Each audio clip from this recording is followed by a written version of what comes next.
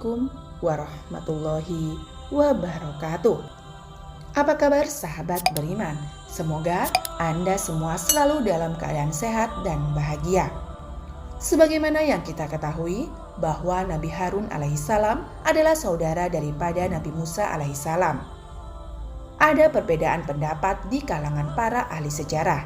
Ada yang mengatakan bahwa Nabi Harun adalah kakak kandung dari Nabi Musa. Ada juga yang berpendapat bahwa Nabi Harun adalah kakak sepupu dari Nabi Musa.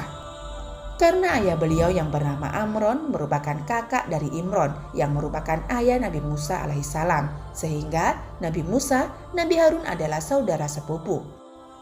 Secara usia, Nabi Harun 3 tahun lebih tua daripada Nabi Musa alaihissalam. Tetapi saya condong kepada pendapat yang mengatakan bahwa Nabi Harun adalah saudara kandung daripada Nabi Musa alaihissalam. Nabi Harun ini adalah seorang nabi yang memiliki kepandaian dalam berbicara. Beliau adalah seorang orator, seorang diplomat, dan pandai berdebat.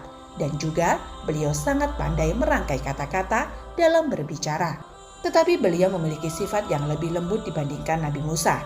Nabi Musa lebih cenderung tegas, adapun Nabi Harun lebih vokal. Tetapi beliau lebih memiliki kelembutan, sehingga memang di kalangan Bani Israel mereka lebih senangnya itu kepada Nabi Harun karena sifat dan sikap yang lebih lembut dibanding Nabi Musa yang lebih tegas.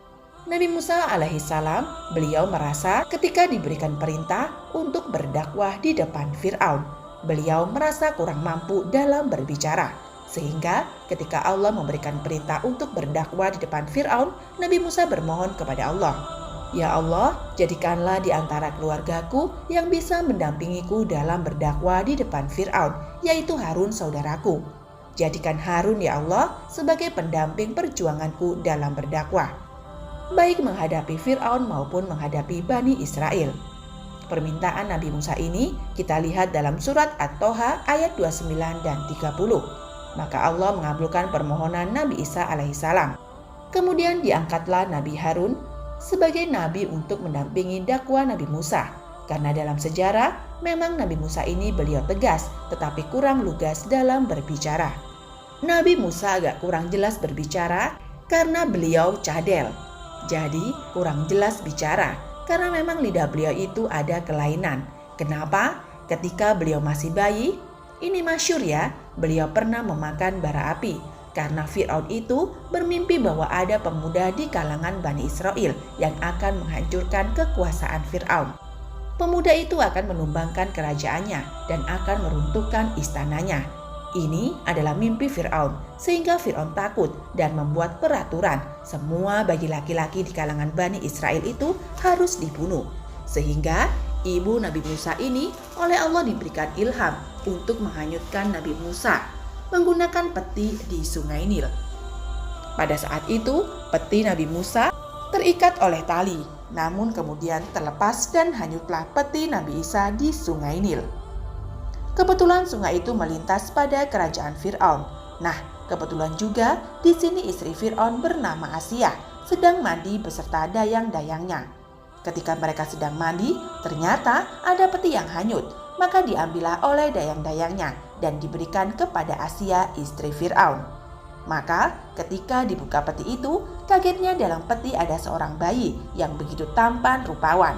Maka diambillah dan dibawa ke istana karena memang Asia belum memiliki anak. Waktu bertemu Fir'aun di istana, ditanyalah oleh Fir'aun, "Dapat dari mana bayi ini?" "Bayi ini aku temukan di Sungai Nil. Coba kau lihat bayi ini, sangatlah tampan.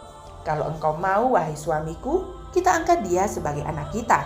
Semoga anak ini menjadi penyejuk mata kita." Maka dijawablah oleh Fir'aun, "Matamu saja, mataku tidak." Kenapa? Karena Fir'aun melihat bahwa bayi ini adalah bayi Bani Israel.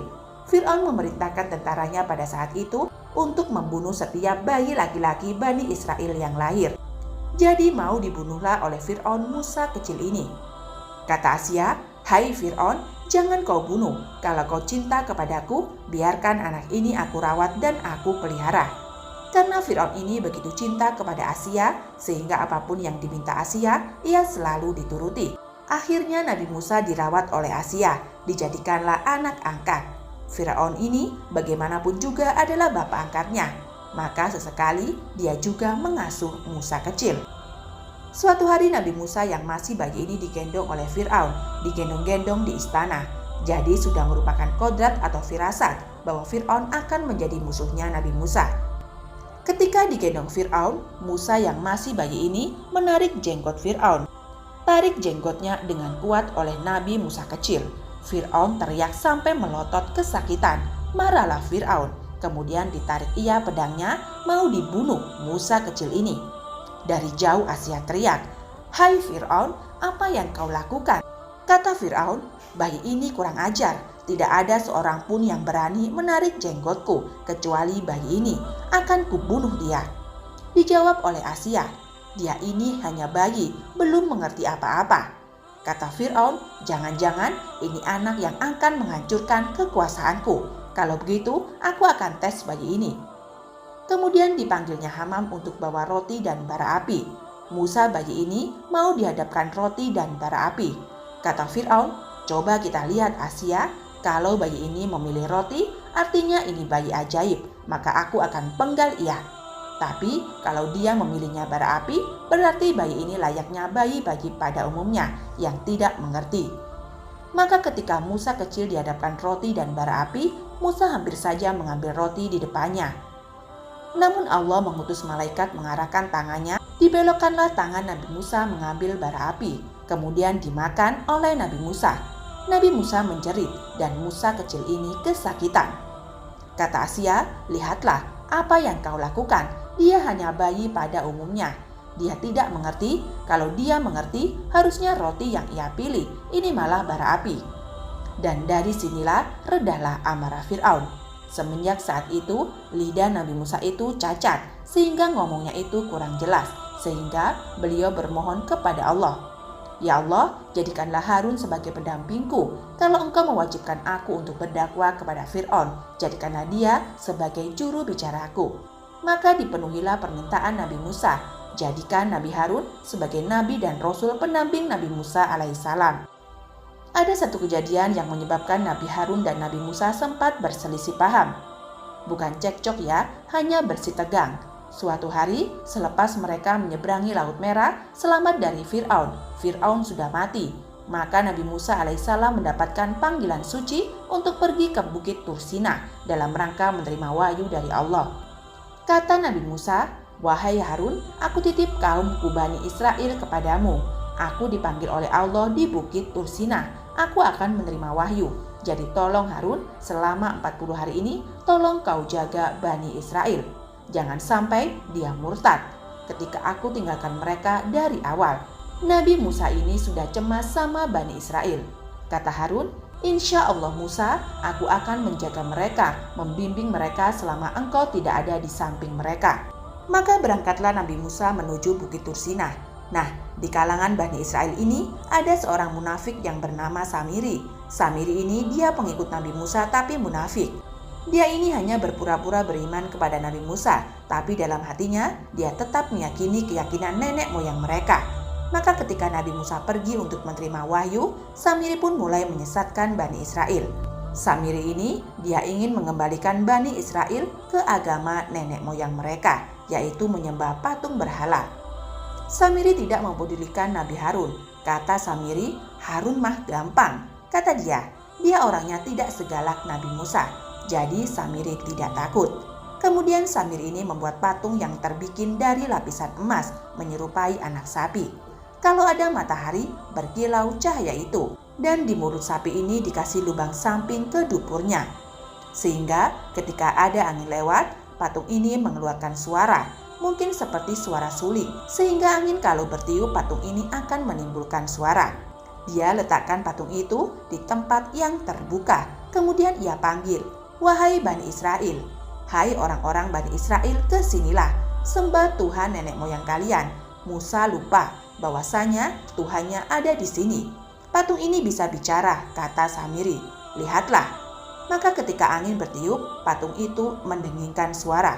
"Lihat," kata Samiri, "dia bukan cuma diam, tapi dia bisa bicara. Ini Tuhan kalian."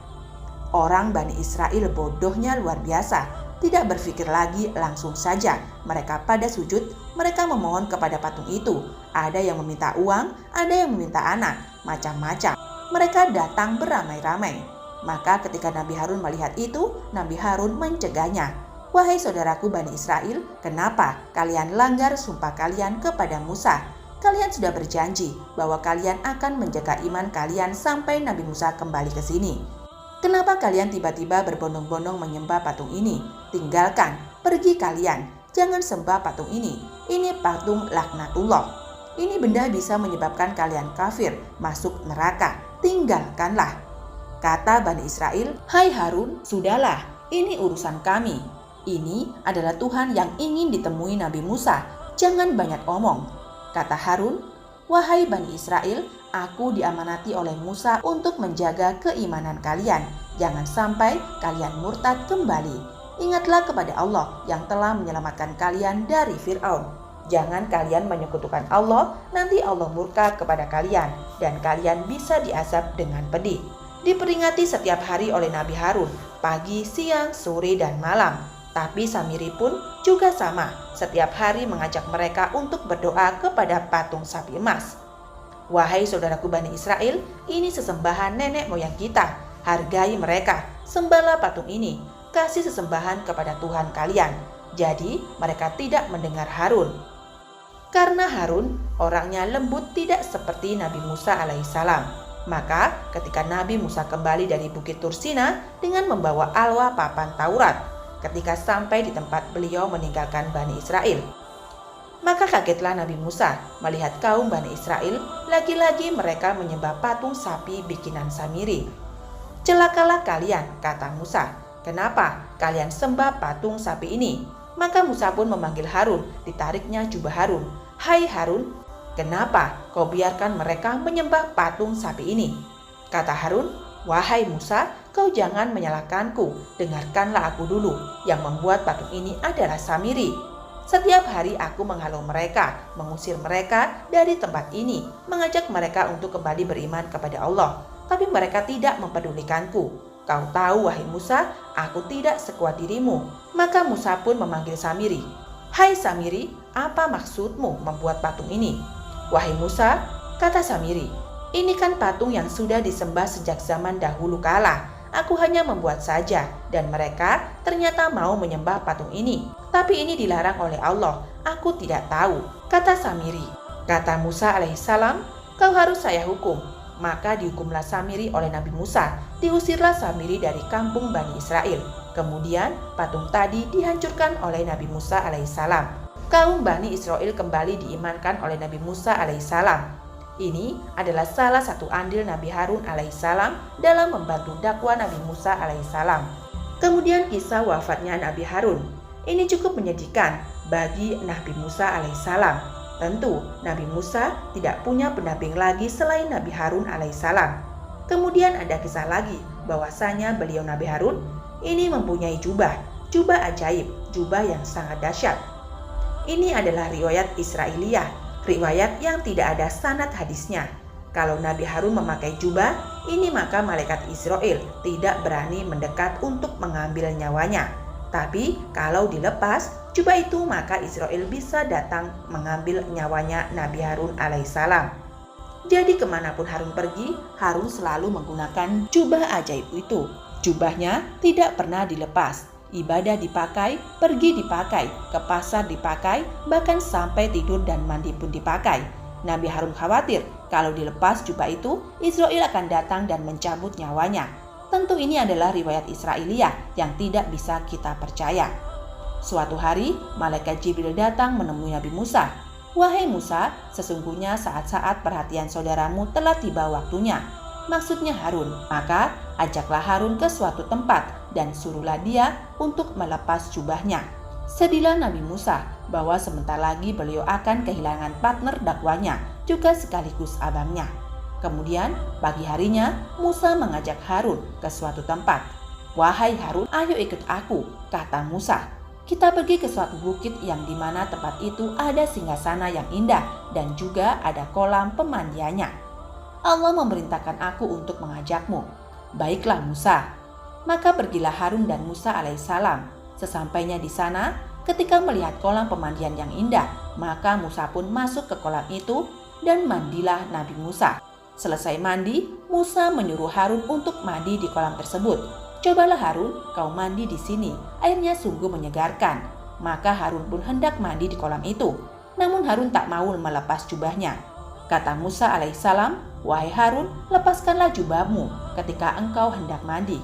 "Tidak Musa, ketahuilah aku akan mandi dengan jubah ini." "Musa, aku khawatir." "Khawatir kenapa?" kata Musa. "Kalau jubah ini aku lepas, Israel akan datang mencabut ruhku." "Hai Harun, kenapa kau menjadi penakut begitu? Kau dihidupkan oleh Allah, kau pun akan dimatikan oleh Allah. Hidup matimu di tangan Allah, bukan di tangan jubah ini. Jangan engkau takut mati." "Wahai Harun, lepas saja jubah ini. Kau mandi, aku tunggu di luar." "Baiklah," kata Nabi Harun. Maka Nabi Harun kemudian melepas jubah itu. Ketika dilepas jubahnya, dia menuju ke tempat pemandian dengan air yang sangat jernih. Nabi Musa menunggu di halaman luar singgasana itu. Sambil sedih, "Ya Allah," kata Nabi Musa, "hari ini Harun akan dicabut ruhnya. Tapi ini sudah menjadi takdirmu. Ya Allah, aku terima." Maka ketika Nabi Harun habis mandi, beliau duduk sejenak, kemudian beliau bersandar, dan karena capek, beliau pun tertidur. Di saat tidur itulah datanglah balahul maut di sampingnya. Tidak lama kemudian, Nabi Musa kembali masuk ke dalam untuk mengecek kondisi Harun. Begitu melihat Nabi Harun saudaranya sudah terbujur kaku, tanpa nyawa, maka menangislah Nabi Musa alaihissalam. Dipeluk erat Nabi Harun, walaupun Musa alaihissalam sudah tahu sebelumnya bahwa hari ini Nabi Harun akan diwafatkan, tapi tetap saja Musa alaihissalam merasa kehilangan. Dipeluknya Nabi Harun sambil menangis. "Selamat jalan saudaraku Harun, sekarang kau telah berpindah ke tempat yang lebih baik daripada di dunia ini. Kelak kita akan berjumpa di surganya Allah Subhanahu wa Ta'ala." Itulah kisah Musa dan Harun. Jadi sahabat, untuk kisah jubah Harun ini adalah kisah yang tidak ada sanadnya. Bahkan dikatakan kisah ini adalah kisah yang batil. Tidak mungkin Nabi Harun mandi, tidur, tidak melepas jubahnya. Itu sama sekali tidak mungkin. Tentu seorang nabi itu pasti menjaga kebersihannya. Tidak mungkin jubah itu tidak dilepas-lepas. Semoga kisah ini bermanfaat. Wabillahi taufik wal hidayah. Wassalamualaikum warahmatullahi wabarakatuh.